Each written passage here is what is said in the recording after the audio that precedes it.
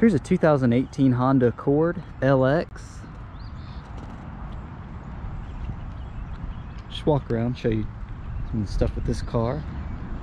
It's a very sharp looking vehicle.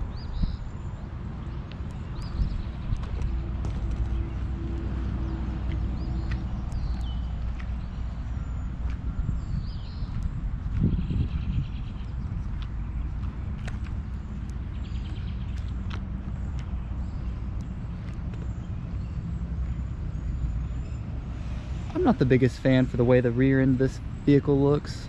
Front end I think looks great, but I'm just not a big fan of the rear of this vehicle. Go ahead and turn it on and show you the lights and stuff it has. So, push button start.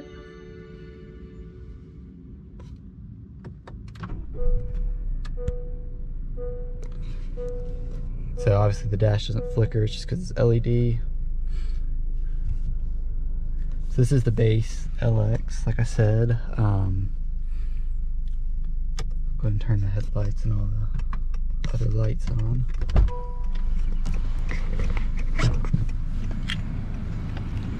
I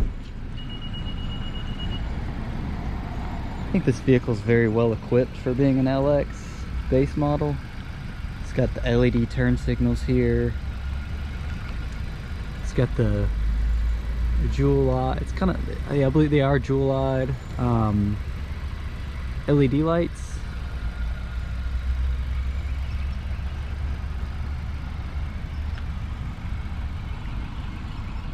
I believe the higher end models have LED turn signals on the mirrors. I just wish back here, you know, they've got the LEDs on the front. I just wish that they had LED tail lights as well.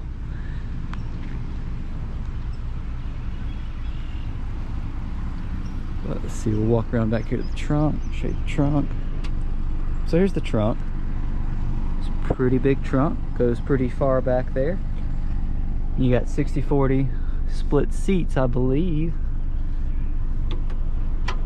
Let's see, we'll pull that.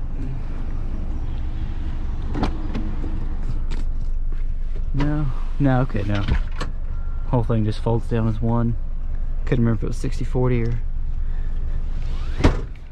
all of them. But there we go. Go ahead and shut the trunk. Hop in the back here.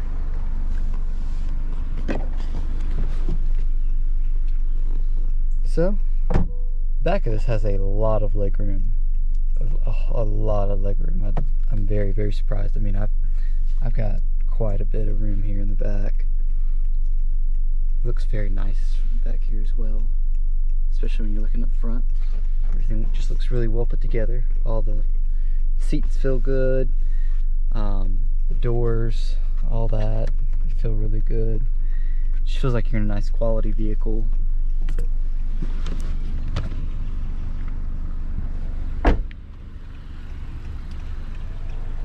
Go ahead and pop the hood and show you under there as well.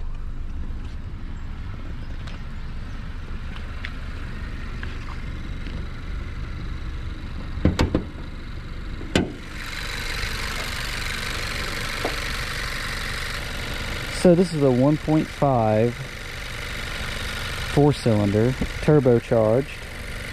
It's got a CVT transmission and it makes 192 horsepower. It is turbocharged, so the torque feels quite a bit stronger than it is, than it would be if it wasn't. It feels very powerful. It feels like more than 192 horsepower, to be honest with you. It's a very, very quick car.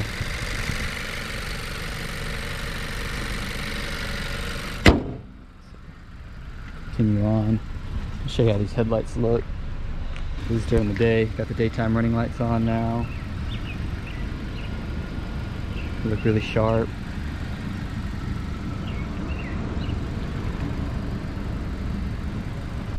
Alright, so now we're sitting in the driver's seat of this. It is manual seat. It's a manual seat. It's not powered.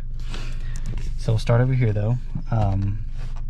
Got your window switches, up and down auto for the front driver and passenger, window locks, door locks, and your mirrors. Here's your trunk release. And this, I'm not sure what this, I think this is a radar, possibly a radar system. Somebody can correct me on that.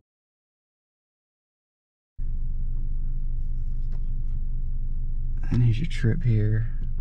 Shows the trips right down there. This car's got 32,000 miles on it. Your brightness toggle. Just turn those up right now. Looks a lot prettier when they're bright. It's like the brighter it goes, it doesn't want to flicker as much on the camera. But anyway, so here's how you control this screen right. This is an LCD screen here. So you don't have to have it to show the tachometer. You can do range and fuel, speed and time. Let's see, you know, traffic sign stuff,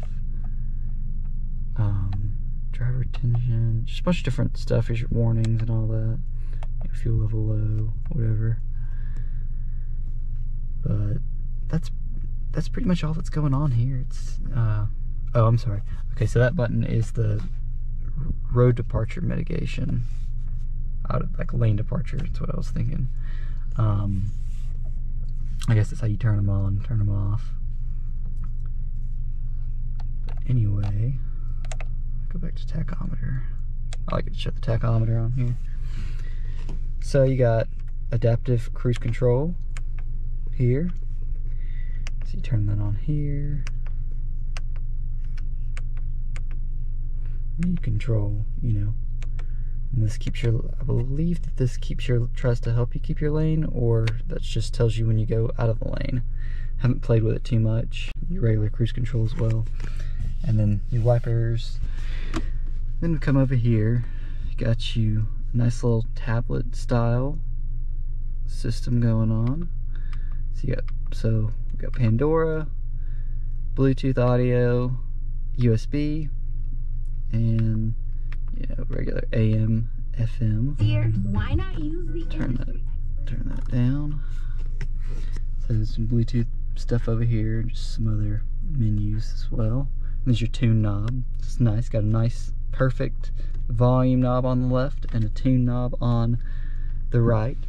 I think that this is a little bit too far away because you really have to lean over here to adjust this.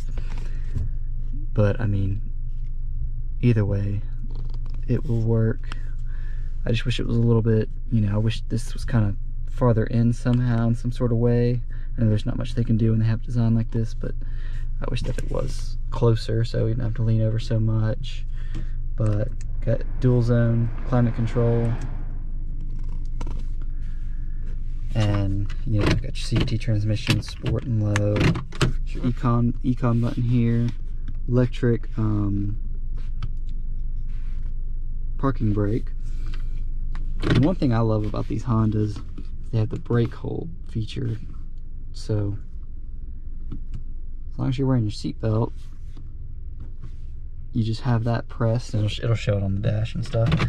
But you press that, and whenever you come up to a stoplight, you just take your foot off the brake and it holds the brakes for you. When you hit the gas, it automatically releases the brakes and you take off. I think it's a really nice feature, just so you know, just if you're really tired and don't want to, or you're lazy and just don't want to have your foot on the brake. But you got some nice size cup holders here. Got a pocket over here with a USB and 12 volt.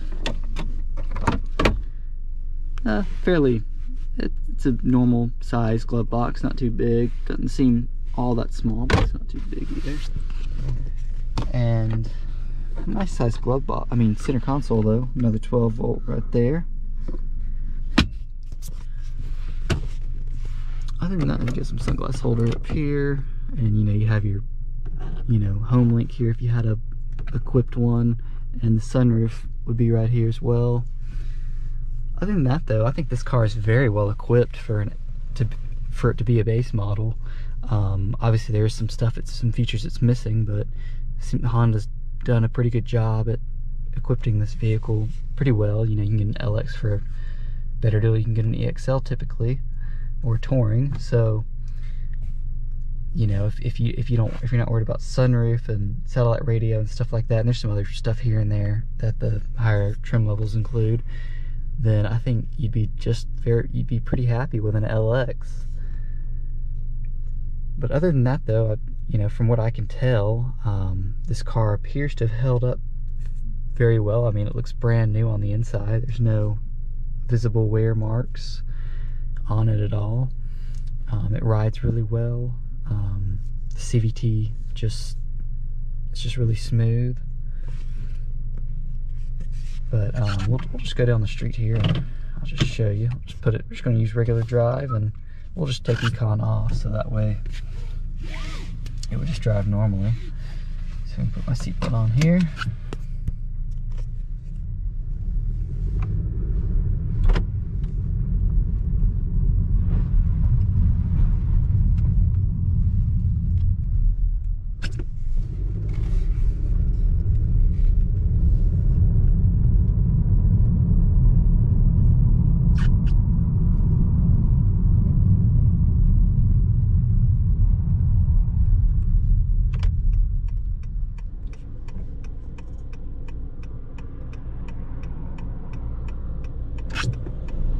So we'll just accelerate moderately here.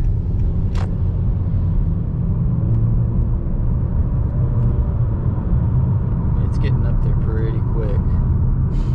This car does not feel slow at all, especially with that turbo. You feel that there's not, at least when you're not being hard on it, you're just being moderate like that. You don't really feel any turbo lag or anything like that. Some cars you do. Seems like a lot of more American cars you feel that. But other than that, though, I mean, it drives really well. It's fairly quiet in here. It's not as quiet as it could be, I don't think, but it's definitely not super loud either.